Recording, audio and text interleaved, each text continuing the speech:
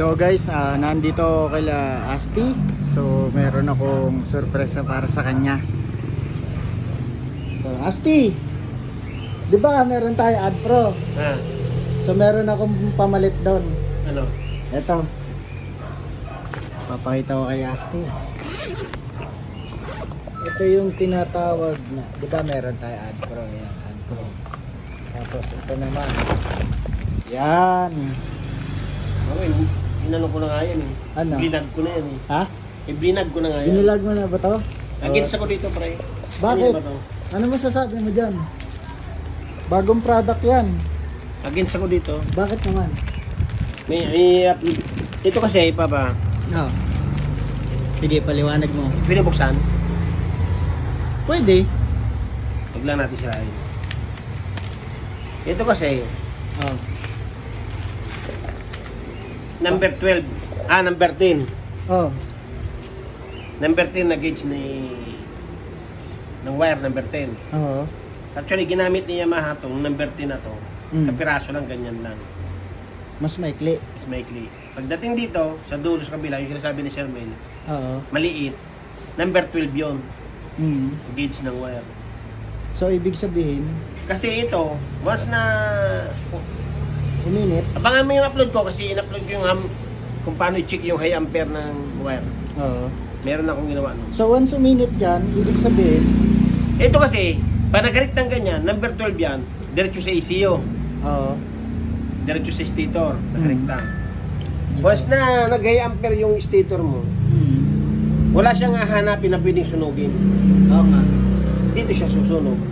So, parang ganun din. Diretso sa ECU yun. So, possible, pwede rin gamitan niya ng Ad Pro. Diyan ididikit.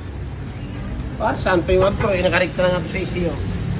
Rekta na. Nakarekta na ito sa ECU. Oo. Hindi na pwedeng kasi- kabitan ng ano. Sabi nila, hindi nasusunod. Pakita ko sila nasusunog. Sige, patingin. Saan yung nasusunog dyan? So, ito, si Asti, siya yung expert sa sa mga scooter. Yung So, expert. meron tayong Ad Pro, tapos meron tayong bagong product na to. Pero against daw siya sa sa ganun sa rekta ECU. Sa ECU. Ayaw ni Asti, ayaw mo yung ganyan, no? So, Kasi yung wire nito, diretso number 12 gauge to. Ay, number 10 na gauge to eh. number 10. Once na mag-high ampere yung stator mo, Oo. lumampas ng mga 40 amperes yun, Oh. iinit yun. So capacity ng wire mo, mataba, dito siya pupunta, weak.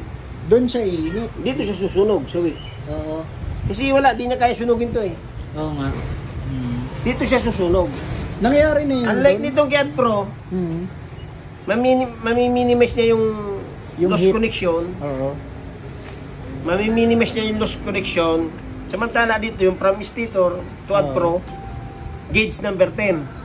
Paglampas mo dito sa papunta sa ECU, gauge number 12. Konti na lang yung So pag hindi naman nasusunog talaga to eh. Oo. Hindi talaga nasusunog to kahit anong gawin nila. Sabi nila Ad Pro Pero nasusunog lang gawa nung sa pagkabit. hindi talaga nasusunog to. Oo. Hindi nasusunog to nga. Kahit anong gawin mo, hindi nasusunog ang Ad Pro. Ang nasusunog yung wire. Yung wire. Ang sinusunog niya ngayon, number 12. Mm. Yung number 12, gauge number 12. Ganun din pala yun. Number 10 to eh. Number 10. So, mas manipis.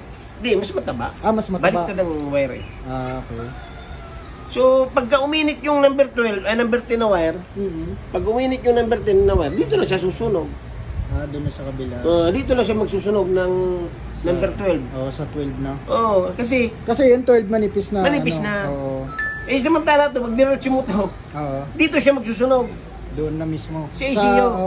Sa ECU na. Oo. Akala ko ito yung yung parang sakit niya doon sa gitna. Hindi, diretso to sa ECU. Diretso na pala yun. Kaya mahaba to eh. Pero may mga gumagamit din niya. Meron kaya nga, ipapakita ko nga to yung Sige nga. Ganyan din. Ganyan product. Nasunog. Nasunog dyan, siya doon sa ECU. Ano nangyari? Sunog yung ECU? Hindi naman. Na-recondition pa naman. Ang nasunog lang yung wire. Wala lang naman na nasusunog dyan. Oo. Yung Ad Pro hindi yan nasusunog. Pero yung ECU niya naapektuhan. Anong nangyayari doon sa ECU? Ha? Anong nangyayari sa ECU? Naapektuhan din? Hindi naman kasi yung terminal lang naman nasusunog doon. Ito.